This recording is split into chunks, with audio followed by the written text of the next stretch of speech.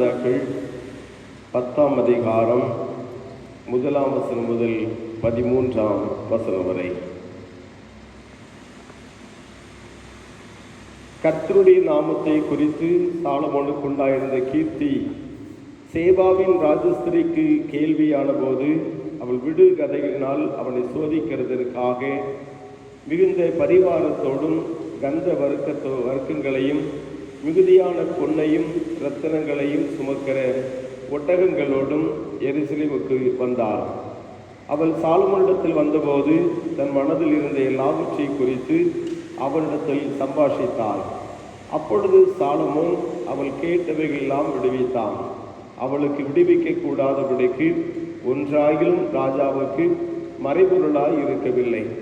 சேபாவின் ராஜஸ்திரி சாலமோனுடைய சகல ஞானத்தையும் அவன் கட்டின அரண்மனையும் அவன் தந்தையின் போஜன பதார்த்தங்களையும் அவன் ஊழியக்காரரின் வீடுகளையும் அவன் உத்தியோகஸ்தரின் வரிசையையும் அவர்கள் வஸ்திரங்களையும் அவருடைய பாத்திரக்காரரையும் அவன் கர்த்தருடைய ஆலயத்துக்குள் பிரவேசிக்கும் நடை மண்டபத்தையும் கண்டபோது அவள் ஆச்சரியத்தால் பிரமை கொண்டு ராஜாவை நோக்கி, உம்முடைய வர்த்தமானங்களையும் உம்முடைய ஞானத்தை குறித்தும் நான் என் தேசத்தில் கேட்ட செய்தி மெய்யாயிற்று. நான் வந்து அதை என் கண்களால் காண மட்டும் அந்த வார்த்தைகளை நான் நம்பவில்லை. இவைகளிலும் பாதியாகிலும் எனக்கு அறிவிக்கப்படவில்லை என்று காண்கிறேன். நான் கேள்விப்பட்ட பிரஸ்தாபத்தை பார்க்கிலும் உம்முடைய ஞானமும் செல்வமும் அதிகமாயிருக்கிறது. உம்முடைய ஜனங்கள் பாக்கியவான்கள். எப்போதும் உமக்கு முன்பாக நின்று உம்முடைய ஞானத்தை கேட்கிற உம்முடைய ஊழியக்காரரும் பாக்கியவான்கள். உம்மை இஸ்ரவேலின் சிங்காசனத்தின் மேல் வைக்க உம்மையில் பிரியம் கொண்ட உம்முடைய தேவனாகிய கர்த்தர் ஸ்தோத்திரிக்கப்படுவாராக. கர்த்தர் இஸ்ரவேலை என்றென்றைக்கும் சிநேகிக்கிறபடியினால் நியாயமும் நீதியும் செய்கிறதற்கு உம்மை ராஜாவாக ஏற்படுத்தினார் என்றார். அவள் ராஜாவுக்கு 120 தாலந்து பொன்னையும் மிகுதியான கந்த வர்க்கங்களையும் இரத்தினங்களையும் கொடுத்தாள். சேபாவின் ராஜஸ்திரி ராஜாவாகிய சாலமோனுக்கு கொடுத்த அவ்வளவு கந்த வர்க்கங்கள் பிற்பாடு ஒரு காலம் வரவில்லை.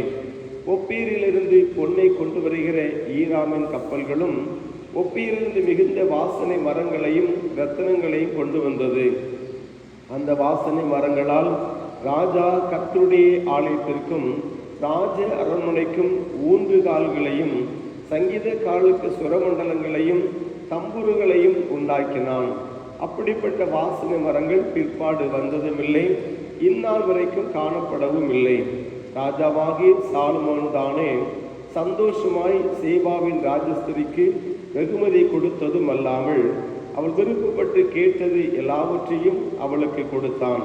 பின்பு அவள் தன் பரிவாரத்தோடு தன் தேசத்துக்கு திரும்பி போனாள் என்பது பாடம் முடிந்தது. கிறிஸ்துவுக்குள் அன்பானவர்களே, ஆண்டவரும் இரட்சகருமாக இயேசு கிறிஸ்துவின் இனிதான நாமத்தினாலே ஒவ்வொருவரையும் அன்போடு வாழ்த்துகின்றேன். ஆண்டவர் இந்த புதிய நாளை நம் வாழ்விலே ஆசீர்வதித்து தருவாராக. ஆண்டவருடைய கரம் நம்மோடு இருந்து நடத்துவதாக. வாசிக்கப்பட்ட திருமறை பகுதியிலே நாம் பார்க்கும் பொழுது சாலமோனியை குறித்த புகழ்ச்சி, சாலமோனுடைய காலங்களிலே காணப்பட்ட காரியங்களை குறித்து புகழ்கின்ற ஒரு செய்தியை பார்க்க முடிகிறது. யார் புகழ்கிறது? சேபாவின் ராஜஸ்திரி புகழ்கிறான்.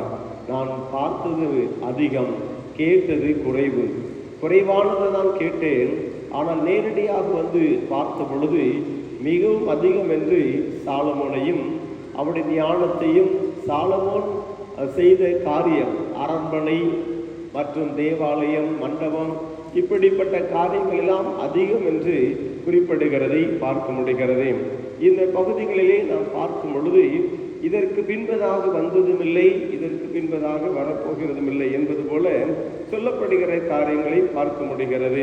திருமறை சொல்கிறது, இங்கு சேபாவின் ராஜஸ்திரி புகழுகிற காரியத்திலே பார்க்கும் பொழுது அவருடைய ஞானத்தையும் அவருடைய செல்வத்தை குறித்து புகழ்கிறான்.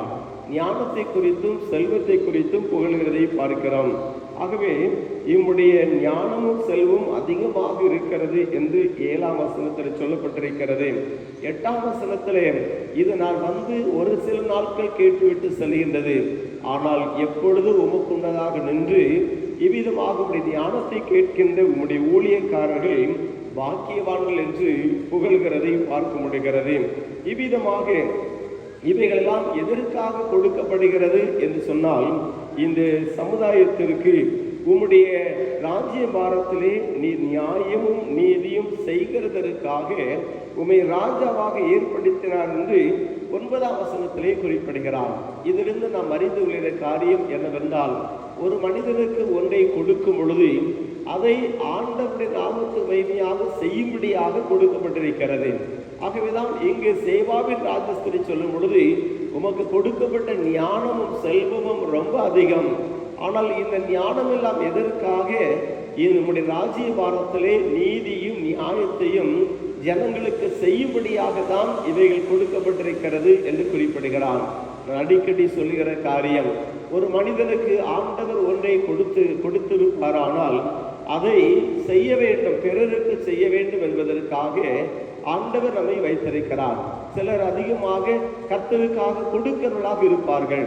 நான் சொல்லுவேன், அவர்களை ஆண்டவர் கையாக வைத்திருக்கிறார், கொடுக்கிறவர்களாக வைத்திருக்கிறார். ஆகவே கொடுப்பார்கள் என்றுதான் அவர்கள் அவிதமாய் கொடுத்திருக்கிறார் என்று சொல்லுவேன். உண்மைதான். இங்கும் அவிதமாக ஆண்டவர் சாலமோனுக்கு கொடுத்த ஞானம் என்பது மிகவும் அதிகம். ஆண்டவரிடத்தில் கேட்கிறான், ஆண்டவரே, இதை ராஜாவாக என் அபிஷேகம் செய்து விட்டேன், இந்த ஏராளமான ஜனங்களை நீதி செய்வதற்கு, நியாயம் செய்வதற்கு எனக்கு ஞானம் பத்தாது, எனக்கு ஞானம் குறைவுள்ளவன். ஆகவே நீர் எனக்கு ஞானத்தை தர வேண்டும் என்று கேட்கிறார். ஞானத்தை தர வேண்டும். ஆண்டவருடைய சமூகத்திலே ஜெபித்த விண்ணப்பம், சாலமோனுடைய விண்ணப்பம், அந்த விண்ணப்பத்தை ஆண்டவர் அங்கீகரித்தார். ராஜாவாகிய சாலமோனே, நீ பெரிய ஐஸ்வர்யத்தை கேட்கவில்லை, நீடித்த ஆயுளை கேட்கவில்லை, உலக பிரகாரமான காரியங்களை கேட்காதபடி ஜனங்களுக்கு நீதி செய்யும்படி ஞானத்தை கேட்கிறாய். ஆகவே இந்த ஞானத்தை நான் உனக்கு கொடுக்கிறேன்.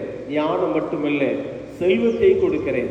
ஆக உனக்கு முன்னாடி யாரும் இவ்விதமாக ஞானத்தை செல்வத்தை பெற்றது கிடையாது, உனக்கு பின்னாடி யாரும் ஞானத்தை செல்வத்தை பெற்றுவதும் கிடையாது. அந்த அளவிற்கு நீ விசேஷித்த ஒரு நன்மையினால் நிரப்பப்படுவாய் என்று ஆண்டவர் சாலமோனுக்கு கொடுத்த விசேஷித்த ஒரு ஞானம் என்பதை பார்க்க முடிகிறது.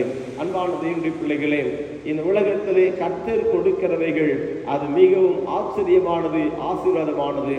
ஆண்டவர் ஒரு மனிதனுக்காக ஒரு வாசலை திறப்பாரானால் அது மிகவும் விசேஷித்த ஒன்றாக இருக்கும் என்பதிலே சந்தேகமே கிடையாது. ஆகவேதான் இந்த சாலமோனை குறித்து பிரபலமாக பேசப்பட்டது. அவருடைய ஞானத்தை கேட்பதற்காக மற்ற நாடுகளில் இருந்து வந்து அவ்விதமாக அவருடைய ஞானத்தை கேட்டார்கள் என்று பார்க்கிறோம். அந்த அளவிற்கு ஒரு பெரிய பிரில்லியன்ஸாக, ஒரு ஞானவானாக இந்த சாலமோன் செயல்பட்டார். 3000 நீதிமொழிகளை அவர் எழுதியிருக்கிறார். இவ்விதமாக அநேக காரியங்களை அவர் குறிப்பிட்டிருக்கிறதை பார்க்க முடிகிறது. அன்புக்குரிய தேவனுடைய பிள்ளைகளே, ஆண்டவரிடத்தில் எதை கேட்கிறோமோ அது மட்டுமல்ல, அதையும் தாண்டி ஒன்றை அதிகமாக கொடுக்கிறார். எதை கேட்கிறோமோ அதையும் தாண்டி நாம் கேட்காதவைகளையும் கொடுக்கிற ஒரு ஆண்டவர் என்பதை இது சாலமோனுடைய வாழ்க்கை வழியாக அறிந்து கொள்ள முடிகிறது. அப்படியானால் நாம் கேட்க வேண்டியது எதுவாக இருக்க வேண்டும்? கர்த்தருடைய நாமத்துக்கு மகிமையாக இருக்கிறவர்களை கேட்போமானால் நிச்சயமாகவே அது மிகவும் ஒரு ஆசீர்வாதமான நிலைகளை ஆண்டவர் கொடுப்பதற்கு வல்லவராக இருக்கிறார். அவர் ஒரு மனிதனை ஆசீர்வதிக்க விரும்பினால் மற்றவர்களுக்கு என்பதாக ஒரு உயர்ந்த இடத்திலே தான் உட்கார வைப்பார். யாரெல்லாம் கர்த்தரால் ஆசீர்வதிக்கப்படுகின்றார்களோ அவர்கள் மற்றவர்களுக்கு என்பதாக கனப்படுத்தப்படுவார்கள். ஈசாக்கு விதை விதைத்தான், 100 மடங்கு பெற்றான். ஆண்டவர் அந்த ஈசாக்கை ஆசீர்வதிக்க விரும்பினார். ஆனால் மற்றவர்களுக்கு பார்க்கும் பொழுது இதோ மற்றவர்களுக்கு சொல்லுவார்கள், நீர் கர்த்தரால் ஆசீர்வதிக்கப்பட்டவராமே, உம்மோடு நாங்கள் உடன்படிக்கை செய்ய வந்தோம் என்று சொல்வார்கள். ஆக ஒரு மனிதனை கர்த்தர் ஆசீர்வதிக்கும் பொழுது சாதாரணமான நிலையில் அல்ல, ஒரு மேன்மையான நிலையிலே ஆண்டவருடைய நாமத்துக்கு மகிமையும் புகழ்ச்சியுமான நிலையிலே தான் கர்த்தர் உயர்த்தி வைக்கிறார் என்பதை பார்க்க முடிகிறது. இங்கும் சாலமோனுடைய வாழ்க்கையிலே ஆண்டவர் அப்படிப்பட்ட ஒரு பெரிய ஞானத்தையும் செல்வத்தையும் அளவில்லாமல் கொடுத்தார். இந்த புதிய நாளிலே நீங்களும் நானும் ஆண்டவரிடத்தில் கேட்போமானால் கர்த்தர் கேட்கிறவர்களை அருள் செய்ய வல்லவராய் இருக்கிறார். கேளுங்கள், அப்பொழுது உங்களுக்கு கொடுக்கப்படும் என்று சொன்னார். கேட்கிறது மட்டுமல்ல, நாம் கேட்காதவைகளையும் நமக்கு தந்து நம்மை மேன்மைப்படுத்துவதற்கு, மகிமைப்படுத்துவதற்கு, கனப்படுத்துவதற்கு ஆண்டவர் வல்லவராக இருக்கிறார்.